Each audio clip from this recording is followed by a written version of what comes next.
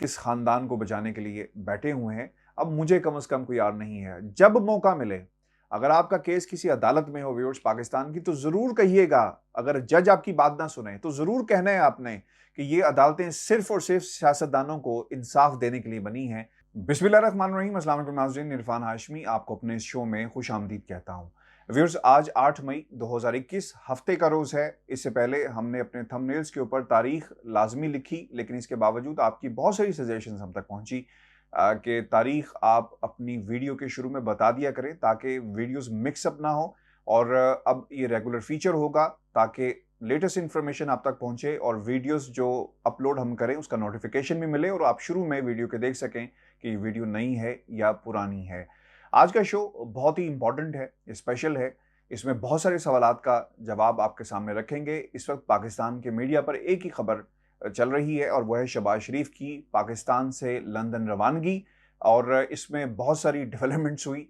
किस तरह उन्हें लाहौर एयरपोर्ट पर इमिग्रेशन हुकाम की तरफ से रोका गया, आपने वहां पर देखा। वीडियोस शहबाज शरीफ साहब के साथ जो लोग मौजूद थे उन्होंने बनवाई ताकि इसे पॉलिटिकल स्कोरिंग के लिए इस्तेमाल किया जा सके। वीडियोस बनती रही, वो लोग जो उनके साथ मौजूद थे वो सवालात करते रहे कि किस कानून के तहत, कहाँ लिखा है, हमें लिख कर दे दें, हम वापस चले जाएंगे, ब्लैक लिस्ट में नाम मौजूद है और किसके कहने पर मौजूद है। इमिग्रेशन हुकाम बारहा कहते रहे कि जनाब हमारे सिस्टम में आप क्लियर नहीं हुए। अदालत का हुक्म ज़रूर है लेकिन इसका एक तरीकाकार है। जब तक हुक्म यानी जो ऑर्डर है वो मौसूल मुतलका महकमे को नहीं होगा, इसे नहीं हटाया जा सकता। और यहाँ पर बाकायदा मरियम औरंगज़ेब ने भी उस वीडियो के अंदर आपने देखा कि मुखातिब हैं, वो पूछ रही हैं कि कहाँ है, कैसे है, बताया जाए। और फिर हमने वो वीडियोस भी देखी जो मनपसंद मीडिया के ज़रिए मुख्तलिफ जो ख़बरें इस वक्त गर्दिश कर रही हैं, वो मुख्तलिफ जो ऑफिस हैं वहाँ पर जा रही हैं दरख्वास्त देने के लिए। और फिर उन्होंने अपना मीडिया पर बयान भी दिया कि हुकूमत वक्त नहीं चाहती, हुकूमत चाहती है कि किसी तरह शहबाज शरीफ साहब को रोका जा सके। और फिर हमने मरियम नवाज़ का ट्विटर अकाउंट भी एक्टिव होते हुए देखा जहां पर कहा गया कि इस हुकूमत की बुखलाहट है और वो नहीं चाहती कि शहबाज शरीफ साहब बाहर जाएं। ये सवाल सिर्फ इस जमात के लिए नहीं है और बल्कि पाकिस्तान की पूरी कौम जो इदारों की तरफ इंसाफ के लिए मुंतज़िर है, देख रही है, वो सब चाहते हैं और जानना चाहते हैं पाकिस्तान के इदारों से कि शहबाज शरीफ साहब क्यों बाहर जाएं। क्या मुल्क के अंदर केसेस नहीं चल रहे? क्या ज़मानत को जिस अंदाज में लाहौर हाई कोर्ट की तरफ से लिया गया, क्या यही तरीक़ाकार आम शख्स की ज़मानत के लिए भी अपनाया जाएगा? ये दोहरे मेयार क्यों हैं? ये पाकिस्तान के वो अवाम जो हाई कोर्ट के बाहर जब भी माल रोड पर गुजरते होंगे तो ज़रूर देखते होंगे उस तराजू की तरफ और उस बिल्डिंग की तरफ जहां से इस किस्म का इंसाफ मिलता है। अब सवाल ये पैदा होता है कि शहबाज शरीफ साहब को वो कौन सी ऐसी कुव्वतें हैं जो मुल्क से बाहर नहीं आने देना चाहती। एक बयान जो सामने आया फवाद चौधरी साहब का, वफाकी वज़ीर इत्तलात हैं इस वक्त, उन्होंने कहा कि हुकूमत का शहबाज शरीफ का नाम ब्लैक लिस्ट से निकालने पर अदालत जाने का ऐलान। अब बहुत सारे सवालात हैं। ये हुकूमत इस वक्त जो पॉइंट स्कोरिंग कर रही है इस अंदाज में बयान देकर, अगर रोकना होता तो नौबत यहां तक ना आती। व्यूअर्स, पाकिस्तान तहरीक इंसाफ नहीं चाहती कि शहबाज शरीफ साहब बाहर जाएं। वो लोग जिन्होंने, आपको याद होगा इमरान खान साहब ने कुछ सहाफ़ियों से मुलाकात की और मुबैना तौर पर यह कहा गया कि जिन्होंने शहबाज शरीफ को बाहर निकलवाया है आप उनसे जाकर पूछें।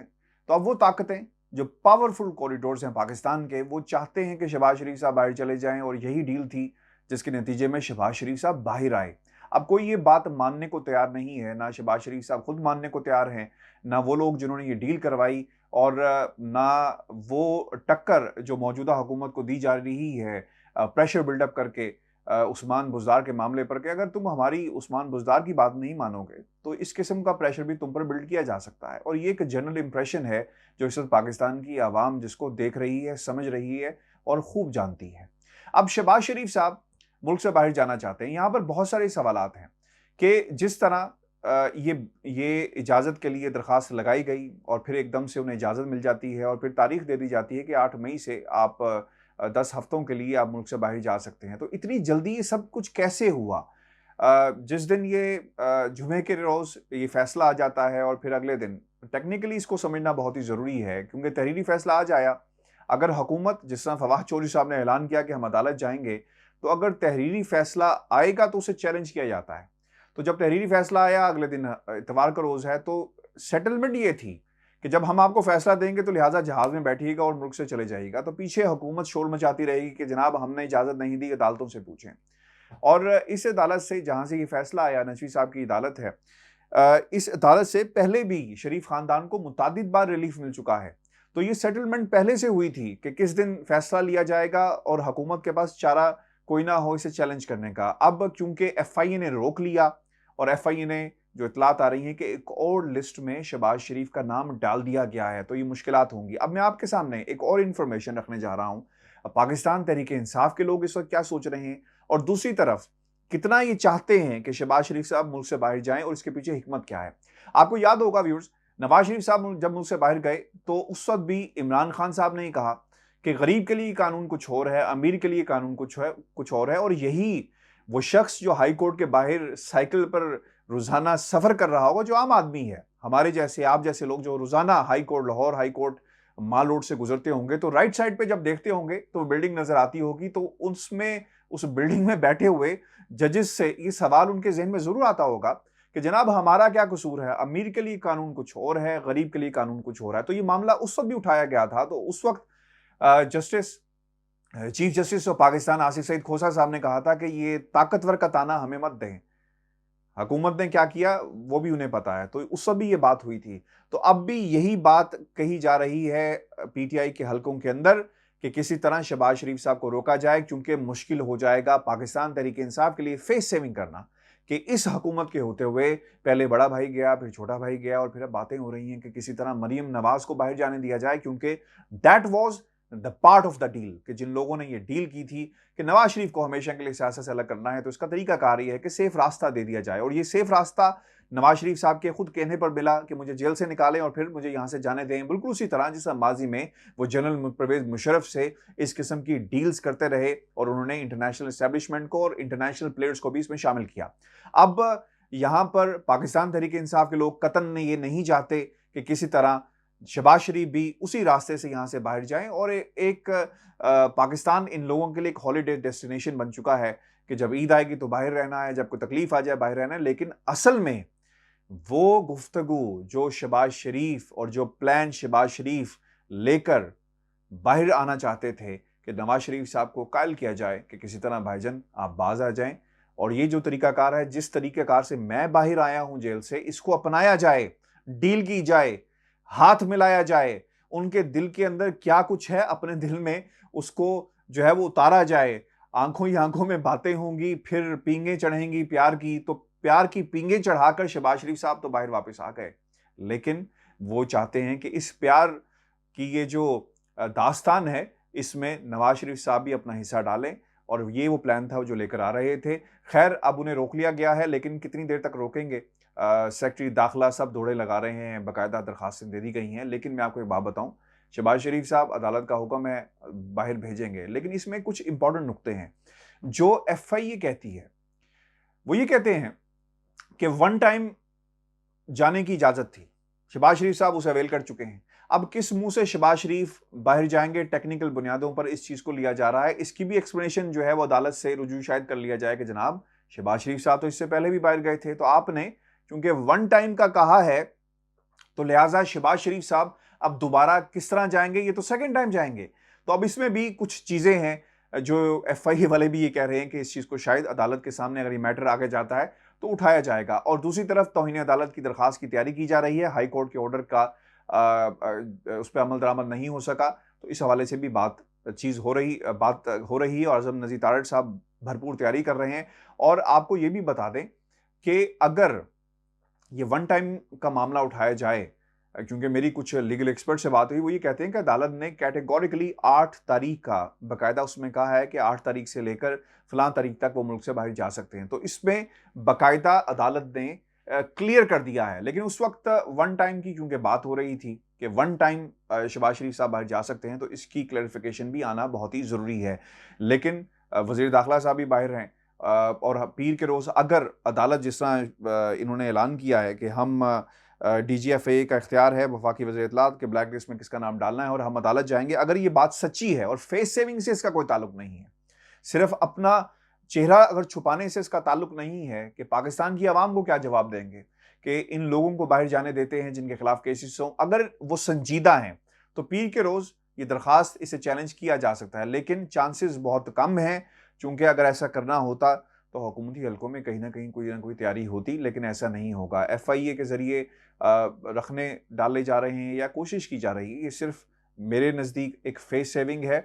और अगर ये सब कुछ जिस तरह हुकूमत कह रही है अगर करने में कामयाब होती है, तो ऑब्वियसली ये इसके पॉइंट्स ज़रूर मिलेंगे अवाम की नज़र में, और अवाम को एक जस्टिफिकेशन ज़रूर रखी जाएगी कि जनाब देखें, हमने शहबाज शरीफ साहब को बाहर जाने नहीं दिया। अब इसमें एक और मसला भी है व्यूअर्स, वो बहुत ही इंपॉर्टेंट है। शहबाज शरीफ साहब कतर में क्वारंटीन करेंगे, वहाँ के रूल्स हैं, और Qatar still in red list.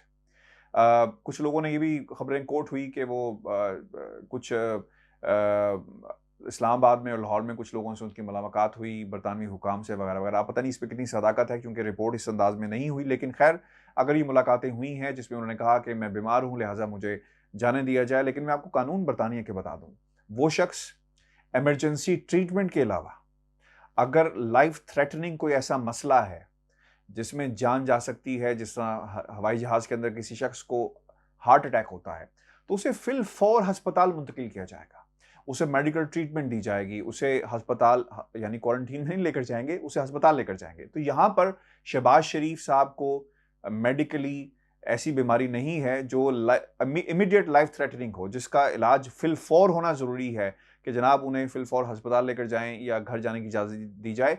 Shahbaz शरीफ साहब जब बरतानिया उतरेंगे तो उन्हें क्वारंटीन करना है। जो वो बातें कर रहे थे ना, उनके से रिलेटेड भी हैं, उन्होंने कही भी कि जनाब मैं ईद वहाँ गुजारना चाहता हूँ वगैरह वगैरह। ऐसा कुछ नहीं होगा। बरतानिया लैंड करेंगे तो क्वारंटीन में जाएंगे, और अगर वो क्वारंटीन में नहीं जाते तो शायद यहाँ पर भी लोग इस चीज़ को अदालत भी ले जाएं कि जनाब एक शख्स को यहाँ पर आने दिया, क्योंकि हालात कैंसर पेशेंट्स, ये ट्रीटमेंट जिसका वो जिक्र कर रहे हैं, जो अपॉइंटमेंट्स ली गई हैं, ये लाइफ थ्रेटनिंग नहीं है इमीडिएट। ये इलाज है, ये रेगुलर इलाज है, ये रेगुलर चेकअप है जो बकौल उनके वो करवाते हैं और जो अपॉइंटमेंट्स ली गई हैं। तो लिहाजा इस चीज़ पे भी हमें ख्याल रखना पड़ेगा।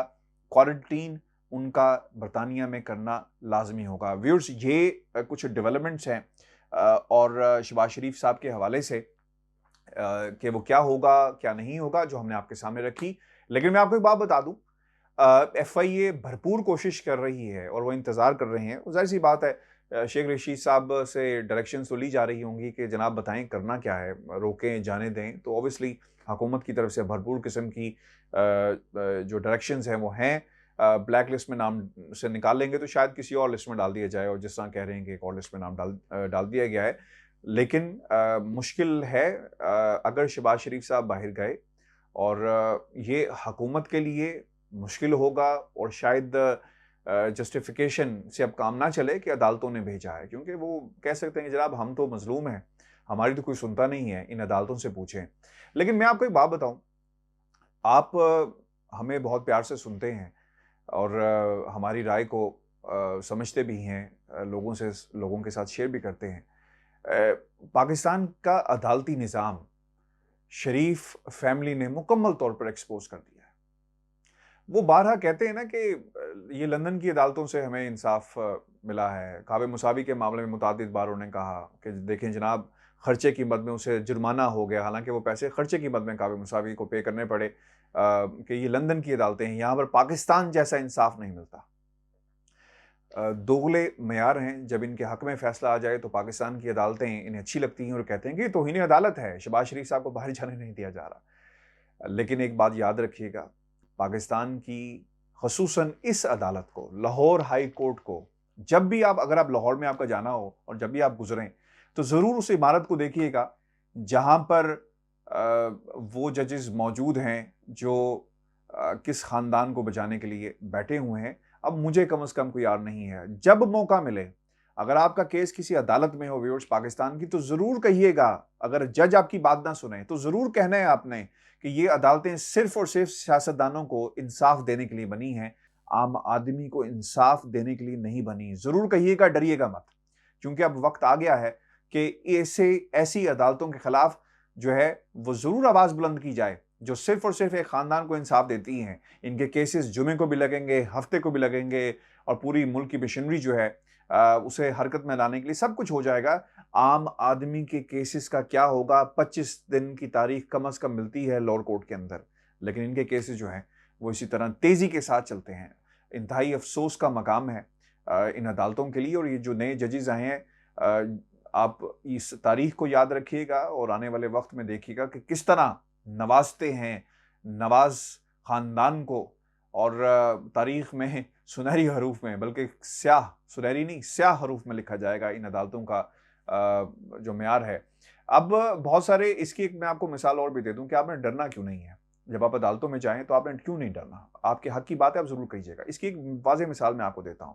जस्टिस काजी फायद ईसा का जब फैसला आया तो बहुत सारे लोग उसके अगेंस्ट भी हैं, मेरिट पे बात करते हैं, बहुत सारी बातें होती हैं, चैनल्स पे बैठ के भी बात करते हैं, क्रिटिसाइज भी करते हैं। तो इतना दम खम क्यों नहीं है इस अदालत के अंदर? बुला ले लोगों को, कहे कि तुमने तौहीन अदालत की है, एक सिटिंग जज के बारे में तुम बातें कर रहे हो, किस मुंह से कर रहे हो? क्योंकि ये लोग अंदर से खुद खराब हैं।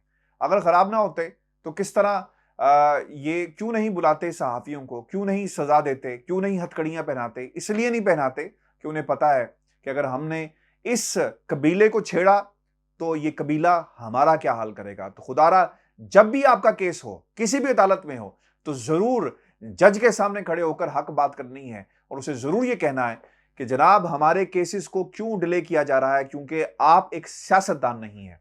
व्यूअर्स, अपना ख्याल रखिएगा, मुझे अपने कमेंट्स जरूर भेजिएगा और चैनल को सब्सक्राइब करना मत भूलिएगा। इंशाल्लाह इसके बाद हम कोशिश करेंगे पॉलिटिकल डायरीज के अंदर आपके सामने वो जो डिटेल्ड फैसला आया है लाहौर हाई कोर्ट का, इस पर तफसील से हम बात करें और इस खबर से मुतल्लिक जितने भी पर्सपेक्टिव्स हैं, जो एंगल्स हैं, वो आपके सामने रखें। मुझे इजाज़त दीजिए। अल्लाह ने के बाद।